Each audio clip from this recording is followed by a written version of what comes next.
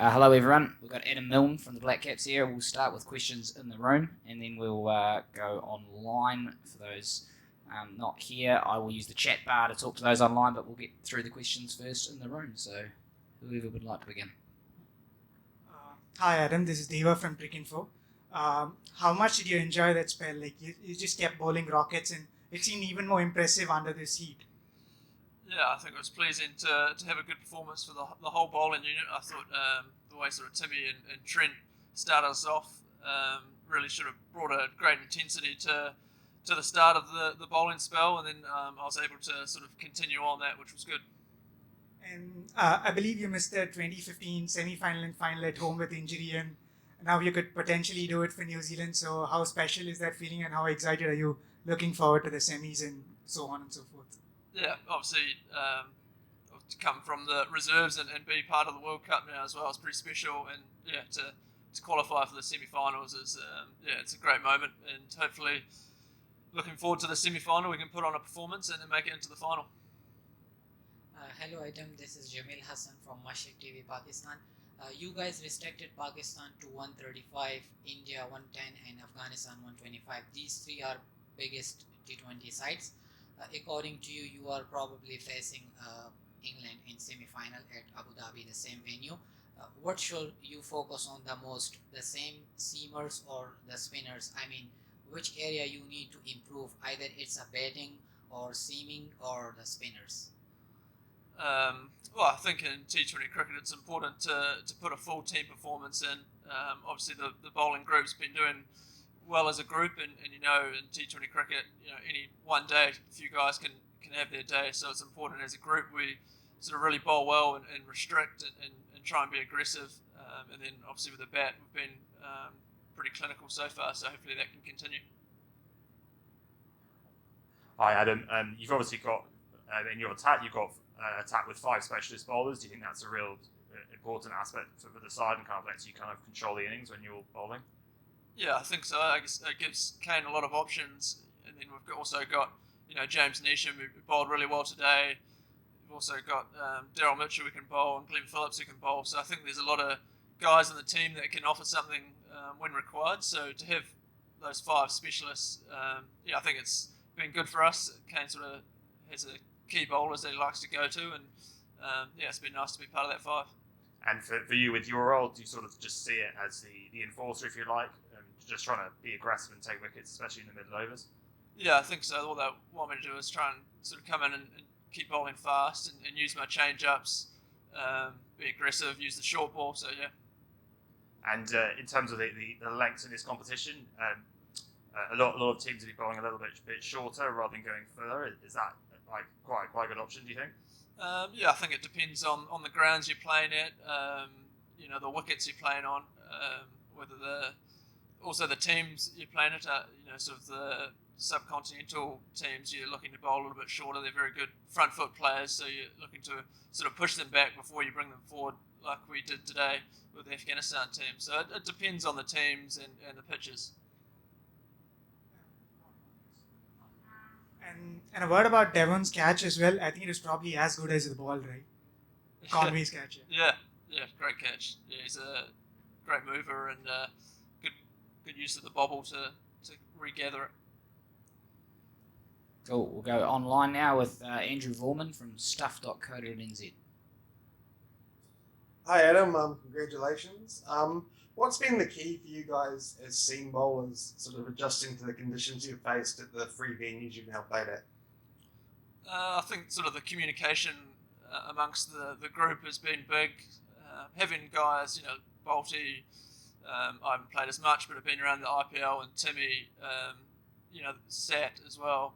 Knowing the grounds and different dimensions and sort of the way different wickets are playing has been really key for us just to have that, that clarity and going into the game, knowing sort of the skills and things we need to produce. We obviously saw Jimmy bowl 4 overs today, so it was a seam-heavy attack. Was that the expectation sort of heading into the match, or was that an adjustment once you were out there? I'm not entirely sure on that. That's one for Kane, I would have thought. But I think, Kane just sort of just plays out his season. Obviously, Sat probably wasn't ideal, him bowling to the left-hander who was in. So Jimmy got a couple more overs and he bowled really well, and then Kane obviously bowled me out early, so it left an over for Nish at the end, which he bowled really well as well. Just lastly, the bowling performances, as been touched on, have been strong throughout this tournament. What's going to be the key to sort of keeping it going for what's hopefully going to be these last two matches? I think most of the same sort of stuff, being adaptable but being aggressive. It's the game changes in T20 if you're able to take wickets at the start like we were today. If we can continue to do that, that'll put us in good positions to be able to control the innings. Whatever team we're playing in the semi-final is going to be a really good team and probably likely very aggressive. So we just need to make sure we're going back with some aggression and using our skills well. Okay, cool. Thank you. Yeah, hi Adam. So my question is to you: how's the leadership of Kane is crucial for the crunch matches? Like the way his leadership has transformed the team. I didn't quite get that, but leadership. Yeah, Kane's obviously he's been around the game a long time, and he's been around someone that's been around the IPL, knowing the grounds and the conditions and just what sort of balls and working. So he's very key in leadership wise and just sort of controlling the field and things like that. But I think as well the experience of the bowling group. When you got Tim and Trent sort of leading the way with the experience they have, it's easy to sort of learn and listen off them, and they're able to show you the right way to go about things.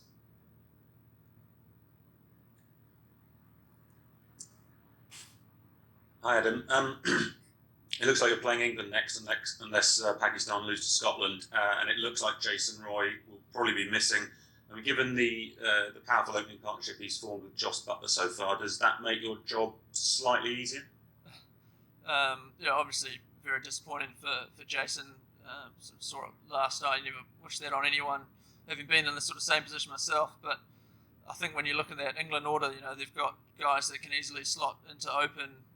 Johnny Bairstow has opened for them before, so I think whatever team they have come out against us, it's going to be a really strong team. So we're going to be right on the mark. And I know it's a different format and you weren't playing in that game, but is there any sense of unfinished business after what happened 2 years ago at Lord's? I don't think so, no. I think most of the guys have put that in the past, and we're firmly looking forward to going out and playing in the semi-final in this World Cup. Thank you.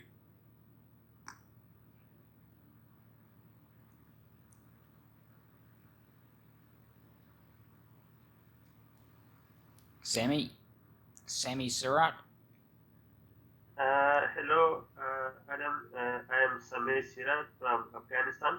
My question is, you have reached the semi-finals with England once again. What do you think you will not face a challenge once again? What's that? Challenge? Yeah, obviously they're a world-class team. They've sort of proven over the last few years that in white ball competitions they're extremely strong. They've got a powerful batting order and a very skilled bowling group. So we know it's going to be a real tough challenge. But in saying that, we've got a really good group. Again, also some really skilled bowlers, seamers and spinners, and then a really good batting group. So we're confident we can go out and beat anyone in this tournament. Thank you. Hi Adam, Pratyush here from CricBus. Would you be able to talk us through your dismissal of Mohammad Shahzad, like the line length and the planning that went behind it? I didn't think it was actually that great a ball, but I think the plan for us today was to use our short balls and sort of try and push them back early. So I think that was my plan early, to try and push them back, and I sort of bowled a relatively short one, and he managed to get an edge and caught behind, which was very fortunate. But yeah, I think and overall that was our sort of plan, to kind of push them back a little bit, and then we're able to sort of pitch it back up and attack the stumps and use the change-ups from there. Thank you. Well, hi Adam, this is Zayed from Cricket Exec. I have a question for you about the opposition you just faced. when you started your international career, I think you got your first cap at T20 over a decade ago. Afghanistan was not a major player in the international scene. And now, had they won this match with enough of a margin, they might have eliminated you from the competition.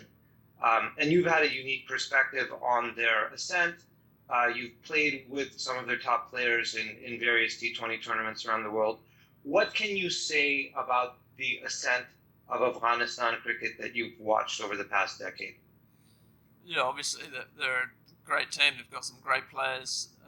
Now the way they've sort of built over the last sort of few years, you can just see by the presence of their players in the big T20 tournaments, the IPL and the Vitality Blast and the Big Bash. Sort of number of their players are playing in all of those tournaments. So it really shows the development of the team cricket-wise. They've got some extremely skilled players. Rashid Khan's one of the best bowlers, if not the best bowler in T20 cricket. So they're an incredibly talented group, and I can only see them continuing to develop and become better and better. Cool. Thanks very much, everyone. Thanks, Adam.